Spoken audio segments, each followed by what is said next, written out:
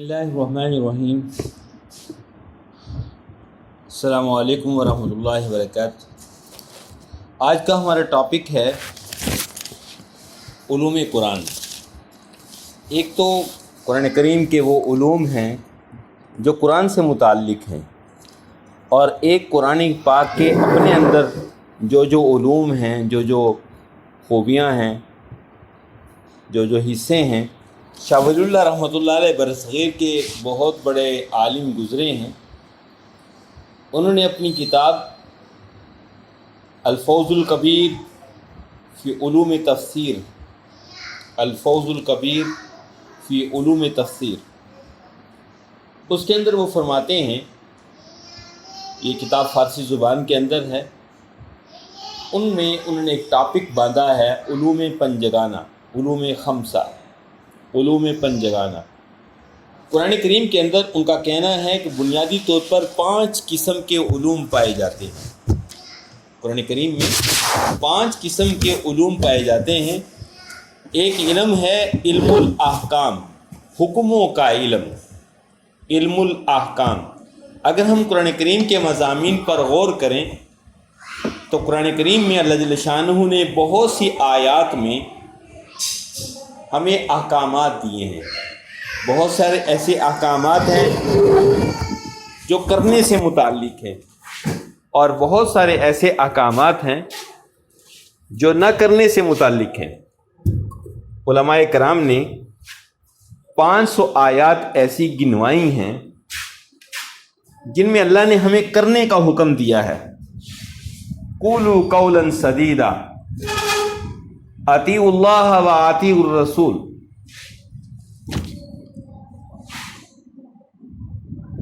ایسے ہی بے شمار اقیموا الصلاۃ و آتوا الزکاۃ، کرنے کے حکم ہیں۔ کتب علیکم الصیام کما کتب علی الذین من قبلکم لعلکم تتقون، واتموا الحج والعمرۃ للہ۔ یہ کرنے سے متعلق اللہ کے احکامات ہیں، اور علماء نے ایسی آیات کی تعداد 500 بتائی ہے۔ اور اس کے علاوہ قرآن کریم میں 500 آیات ایسی ہیں جن میں اللہ نے نہ کرنے کا حکم دیا کہ ان کاموں کے قریب نہ جاؤ۔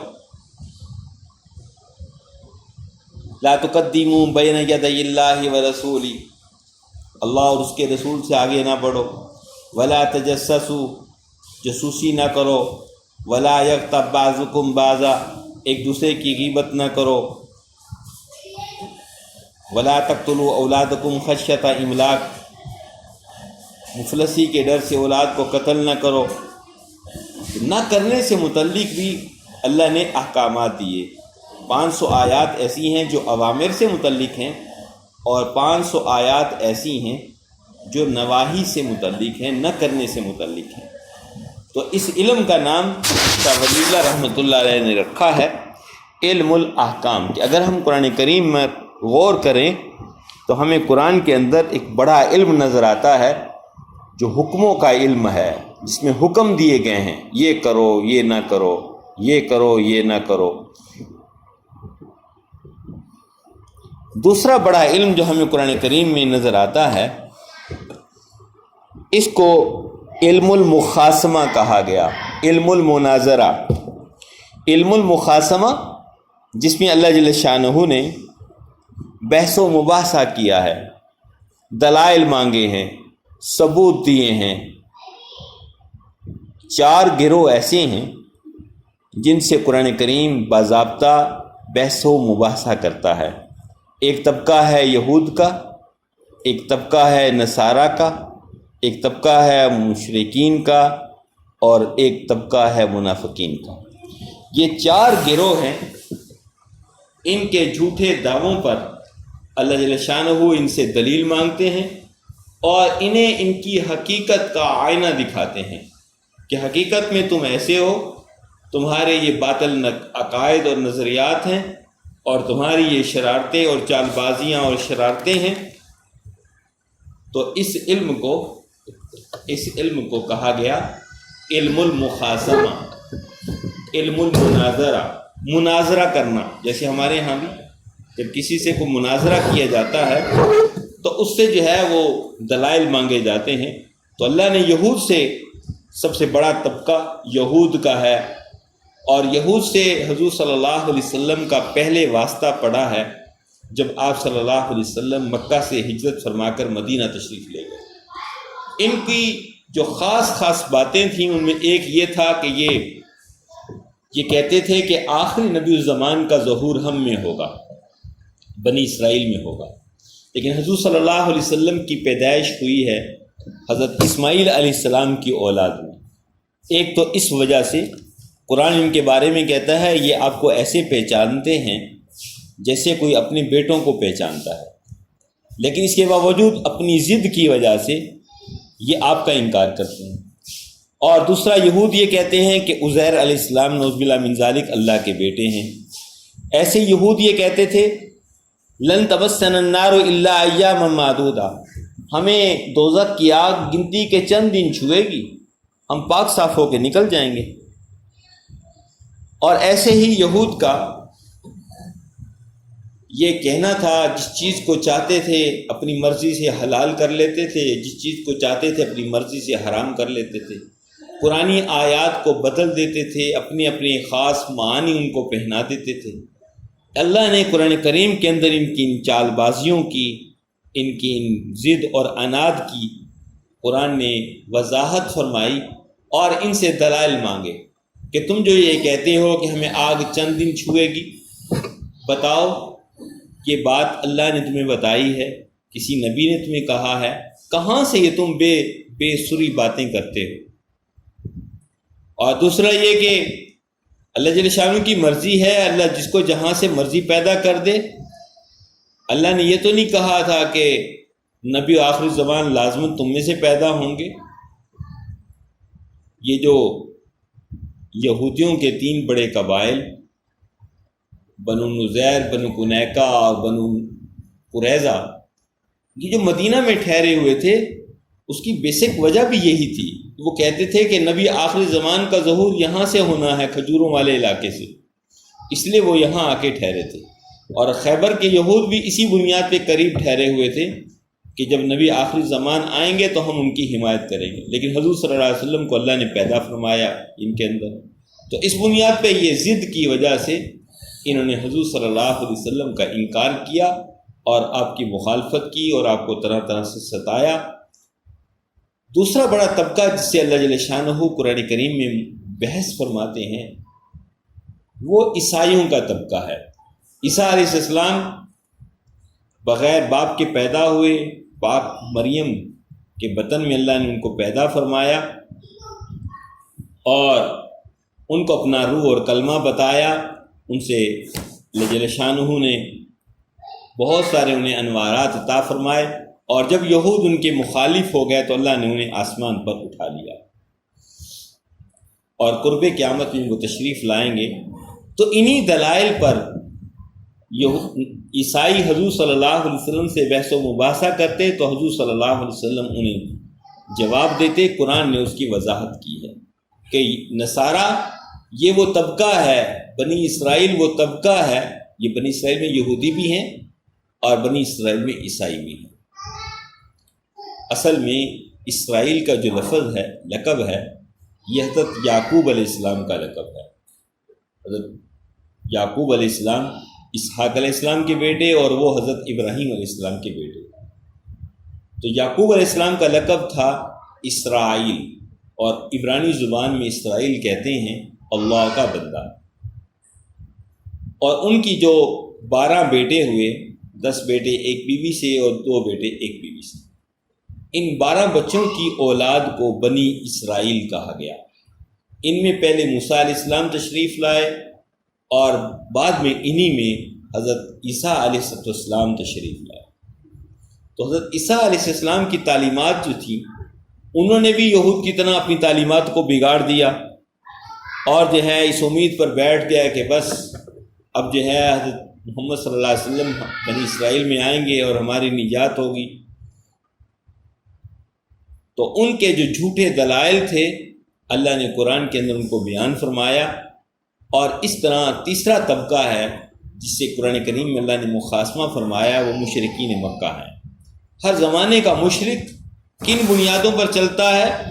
کبھی وہ یہ کہتا ہے کہ نعوذ باللہ من ذالک فرشتے اللہ کی بیٹیاں ہیں، کبھی کہتا ہے کہ ہم جو ان کی پوجا پاٹ کرتے ہیں یہ اللہ سے ہماری باتوں کو قبول کرواتے ہیں، یہ اللہ کے بڑے مقرب ہیں، یہ جن کے بت ہم نے بنائے ہوئے ہیں، ہاتھوں سے گھڑے ہوئے ہیں، یہ اللہ کے بڑے مقرب ہیں، یہ ہمارے اللہ کے حضور سفارشی بنتے ہیں، ہم اس لیے ان پہ چڑھاوے چڑھاتے ہیں، چادریں چڑھاتے ہیں، نظر مانتے ہیں، تاکہ یہ ہم سے خوش ہو کر ہماری بات اللہ کے آگے رکھ سکے۔ تو اللہ جل شانہ فرماتے ہیں کہ ہم تو تمہاری شاہ رگ سے بھی زیادہ قریب ہیں، نحن اقرب الیہ من حبل الورید، ہم تو تمہاری شاہ رگ سے بھی زیادہ قریب ہیں۔ اور مشرکین کو اللہ فرماتے ہیں کہ تم کیسے انصاف پسند ہو، اپنے لیے بیٹوں کو پسند کرتے ہو، خدا کے لیے بیٹیاں بنا دی۔ اور ایسے ہی فرمایا کہ یہ بت تو تمہارے اپنے ہاتھ کے گھڑے ہوئے ہیں، تمہارے پاس ان کے سچا ہونے کی کیا دلیل ہے؟ تو چوتھا طبقہ جو ہے جس سے قرآن کے اندر اللہ نے مخاصمہ فرمایا ہے وہ منافقین کا طبقہ ہے۔ منافق وہ لوگ تھے جو ظاہر کے اعتبار سے، یعنی ایسے سمجھیں جیسے چڑھتے سورج کو سلام کرنے والے، جس کی حکومت اسی کی طرف جھک گئے۔ جب حضور صلی اللہ علیہ وسلم مدینہ میں تشریف لائے تو یہ مشرکین کا ایک طبقہ تھا، اوس اور خزرج کا، جو عبداللہ بن ابی کو اپنا سردار بنانے جا رہا تھا۔ حضور علیہ السلام ہجرت فرما کر مدینہ آئے تو ان کی ساری امیدوں پر پانی پھر گیا۔ اب یہ اتنے طاقتور تو تھے نہیں کہ حضور صلی اللہ علیہ وسلم کے مقابل میں آ کر کوئی اپنا گروہ اور جتھا بناتے۔ انہوں نے حضور صلی اللہ علیہ وسلم کی اوپر سے نبوت کو مان لیا اور دل سے تسلیم نہ کیا، اور یہاں کے راز اٹھا کر مشرکین مکہ سے شیئر کرتے تھے، انہیں بتاتے تھے اور چاپلوسیاں کرتے تھے۔ اتنا بےحانک کردار ہے تاریخ کے اندر ان لوگوں کا کہ کوئی موقع انہوں نے اسلام کو نیچا دکھانے کا خالی نہیں جانے دیا۔ ہر موقع پر مسلمانوں کو تکلیف پہنچانے کی سعی کی، ہر موقع پر مسلمانوں کو نیچا دکھانے کی کوشش کی، اور جو ہے مسلمانوں کو نقصان پہنچانے کا کوئی موقع جانے نہیں دیا۔ احد کے موقع پر 300 لوگ عبداللہ بن ابی کے ساتھ عین میدان جنگ سے واپس چلے گئے کہ یہ ہم نے تو کہا تھا کہ جنگ جو ہے وہ یہاں نہ لڑی جائے، مدینے میں رہ کر لڑی جائے۔ اور جب خندق کا موقع آیا، اب وہ جنگ تو مدینے کے اندر لڑی جا رہی تھی، لیکن یہی منافقین تھے جو مسلمانوں کے پاؤں اکھاڑ رہے تھے۔ کبھی کہتے تھے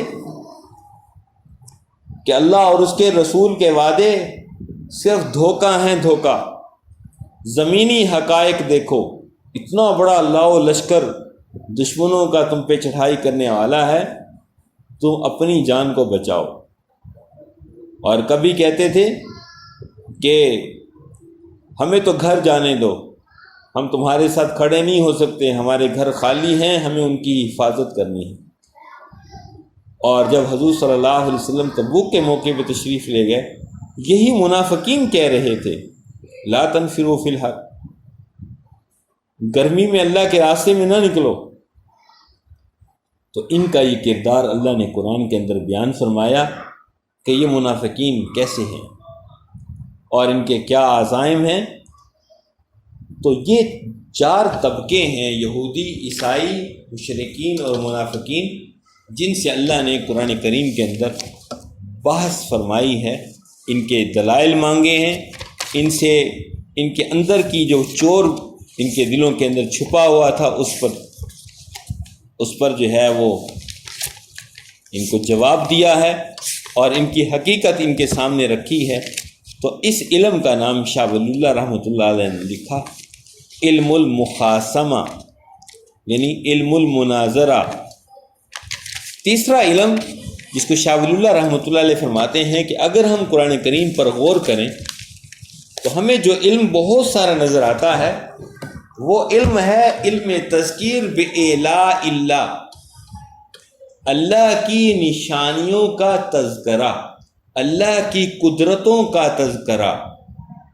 اللہ جل شانہ نے قرآن کریم میں اپنی قدرتوں کا اظہار فرمایا ہے کہ میں وہ اللہ ہوں، قدرتوں والا، حکمتوں والا، زندہ ہوں، اپنی ذات سے قائم ہوں۔ میرے حضور کسی کو جرت نہیں ہے کسی کی سفارش کر سکے مگر میری اجازت سے۔ زمین اور آسمان کو میں نے گھیر رکھا ہے، کوئی چیز میرے علم سے باہر نہیں ہے، اور مجھے ان کی حفاظت ذرا بھر بھی گراں نہیں گزرتی، اور ساری کی ساری کائنات کی ہر آواز کو میں سننے والا ہوں، ہر چیز کو میں دیکھنے والا ہوں۔ اور میں جو ہے آسمانوں پر بادلوں کو اٹھاتا ہوں، ان کو جو ہے ہواؤں کے ذریعے سے ان کو ان مخصوص علاقوں کی طرف لے جاتا ہوں، پھر ان بادلوں سے بارش کو برساتا ہوں۔ تم بیج جو ہے وہ زمین کے اندر ڈال کے آ جاتے ہو، میں ان بیجوں کو اپنی قدرت سے پھوڑتا ہوں۔ ان اللہ فالق الحب والنوا، میں گٹھلی اور بیج کو میں پھوڑتا ہوں، اس میں سے کونپل نکالتا ہوں اور اس کونپل کو قوت دیتا ہوں، پھر اس سے پھل پھول پیدا کرتا ہوں۔ اللہ کے علاوہ کوئی اور ایسا ہے؟ میں مشرق سے سورج کو نکالتا ہوں، مغرب کے اندر میں غروب کرتا ہوں، میں نے چاند کی منزلیں مقرر کی ہیں۔ یہ اللہ اپنی قدرت کا اظہار فرماتے ہیں کہ کیسے میں یہ ساری کی ساری کائنات کے نظام کو چلا رہا ہوں۔ تم کیا تھے؟ تمہیں کیسے میں نے عدم سے وجود دیا اور کیسے تمہارے دنیا میں آنے کے راستے کو آسان کیا۔ تمہیں میں نے کیسے اعضاء کے اندر قوت بخشی اور تمہیں چلنے والا، سننے والا، بولنے والا، دیکھنے والا بنایا، اور پھر کیسے میں تمہیں واپس اپنی طرف لوٹا لیتا ہوں۔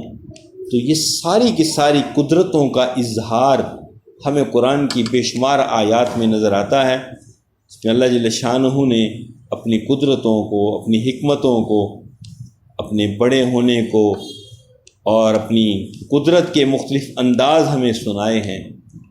تو اس علم کا نام شاہ ولی اللہ رحمۃ اللہ علیہ نے لکھا ہے علم تذکیر بِلا اللہ، جیسے ہم سورۃ الرحمن کے اندر کہتے ہیں نا فَبِأَيِّ آلَاءِ رَبِّكُمَا تُكَذِّبَانِ، تم اپنے رب کی کون کون سی نعمتوں کو جھٹلاؤ گے۔ تو اعلیٰ نعمتیں، نشانیاں، قدرتیں۔ چوتھا علم جو ہے اس کو کہا گیا علم تذکیر بِأَيَّامِ اللہ۔ اگر ہم قرآن کریم میں غور کریں تو اللہ ہمیں سابقہ قوموں کے، سابقہ بستیوں کے، سابقہ انبیاء کی قوموں کے احوال ہمیں سناتے ہیں اور بتاتے ہیں کہ اے انسانوں، تم دنیا میں پہلے نہیں ہو، تم سے پہلے بے شمار قومیں گزری ہیں۔ پھر اللہ مختلف قوموں کا ہمیں احوال سناتے ہیں۔ ایک قوم نوح کا سب سے پہلے احوال سنایا۔ حضرت نوح علیہ السلام، حضرت آدم کے بعد ایک بہت بڑی قوم گزری، قوم نوح، اور بہت بڑے جتھے تھے۔ حضرت نوح علیہ السلام ان کے اندر تشریف لائے، اپنی اللہ کا پیغام پہنچایا، اللہ کا تعارف کروایا۔ اس زمانے کے اندر کچھ 5 ایک بزرگ ہستیاں پہلے سے گزر چکی تھیں، تو ان لوگوں نے پہلے ان کے مجسمے تیار کیے، پھر ان کی تعظیم شروع کر دی، اور پھر اس کے بعد ان پہ چڑھاوے چڑھانے لگے، اور انہی کو سب کچھ سمجھ بیٹھے۔ جو توحید کا پیغام حضرت نوح علیہ السلام، حضرت شیش علیہ السلام دے گئے تھے، اسے فراموش کر گئے۔ تو نوح علیہ السلام کی 950 سال کی محنت ہے۔ قرآن ان کی دعوت کو بیان کرتا ہے، قال رب انی دعوت قومی لیلا ونہارا فلم یزدہم دعائی الا فرارا وانی کلما دعوتہم لتغفر لہم جعلوا اصابعہم فی آذانہم واستغشوا ثیابہم واسروا واستکبروا استکبارا ثم انی دعوتہم جہارا ثم انی اعلنت لہم واسررت لہم اسرارا۔ کہ کیسے میں جو ہے، نوح علیہ السلام فرماتے ہیں، میں اپنی قوم کو دن اور رات اللہ کا تعارف کرواتا رہا، اللہ کی طرف بلاتا رہا، اپنے خالق کو پہچانو، اپنے مالک کو پہچانو، جس نے یہ تمہیں اتنا کچھ دیا ہے اس کو پہچانو، اسی نے تمہیں زندہ کیا ہے، وہی تمہیں مارے گا، اسی کی طرف تم نے لوٹ کے جانا ہے۔ لیکن قوم کا حال کیا تھا کہ نبی کی بات کانوں میں نہ پڑ جائے، اس کے لیے کانوں میں انگلیاں ٹھونس لیتے تاکہ ہمیں کسی اور کی آواز ہی نہ آئے، اور نبی کی بات سے فرار اختیار کرتے۔ لیکن نبی بار بار 950 سال ایک بہت لمبا پیریڈ ہے، نوح علیہ السلام کی مسلسل کاوش ہے، اور یہاں تک کاوش کی ہے کہ 9 صدیاں 9.5 صدیاں گزر گئی۔ قوم نے ہر قسم کی تکلیف دی، لیکن نوح علیہ السلام اپنا پیغام قوم تک پہنچاتے رہے۔ تو قوم نوح کا واقعہ اللہ ہمیں قرآن کے اندر سناتے ہیں، قوم عاد کا اور قوم سمود کا واقعہ سناتے ہیں۔ ایک ایسی قوم گزری ہے قوم عاد، اللہ فرماتے ہیں ہم نے ان جیسی قوم پہلے کبھی پیدا نہیں کی۔ ایسے مضبوط جسم والے انسان جن کا قد جو ہے 60 ہاتھ ان کا قد تھا، دیو ہیکل انسان، اور طاقتور اتنے تھے کہ درخت کی جڑ کو ہاتھ سے پکڑتے تھے، درخت کے تنے کو ہاتھ سے پکڑتے اور جڑ سمیت اکھاڑ کے پھینک دیتے۔ اور اس قوم کا دعویٰ تھا، قرآن اس کو نقل کرتا ہے، وہ قوم کہا کرتی تھی من اشد منا قوہ، طاقت میں ہم سے بڑا ہوا کون ہو سکتا ہے۔ لیکن جب نبی کی بات کو انہوں نے قبول نہ کیا تو اللہ فرماتے ہیں ہم نے اس قوم کے اوپر عذاب بھیجا۔ وہ عذاب کیا تھا کہ ان کے اوپر ہوا بھیجی، اتنی تیز تند ہوا تھی کہ اس ہوا نے ان کو پاؤں سے اکھاڑا، اور ایسے تیر رہے تھے جیسے کوئی دریا کے اندر تیر رہا ہوتا ہے، ہوا کے اندر وہ ایسے تیر رہے تھے، آپس میں ٹکرائے اور ٹکرا کے وہ ایسے پڑے تھے جیسے کھجور کے بڑے بڑے درخت پڑے ہوتے ہیں۔ پھر اللہ فرماتے ہیں ہل تری لہم من باقیہ، دیکھو تو صحیح ان میں سے کوئی باقی رہ گیا۔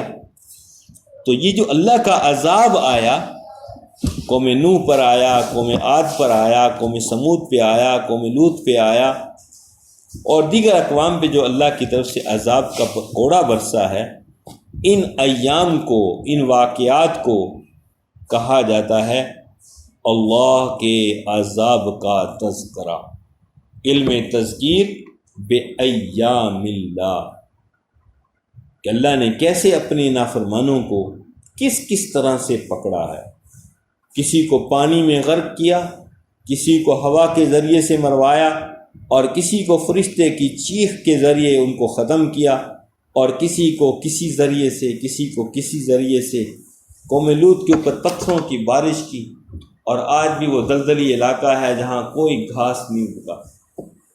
تو ایسے اللہ فرماتے ہیں ایسی ہماری طاقت ہے، قدرت ہے، اطاعت کرنے والوں کو ہم نے باقی رکھا، نافرمانوں کو ہم نے دنیا سے مٹا دیا، اور اللہ آج بھی اپنی پوری قدرت کے ساتھ موجود ہے۔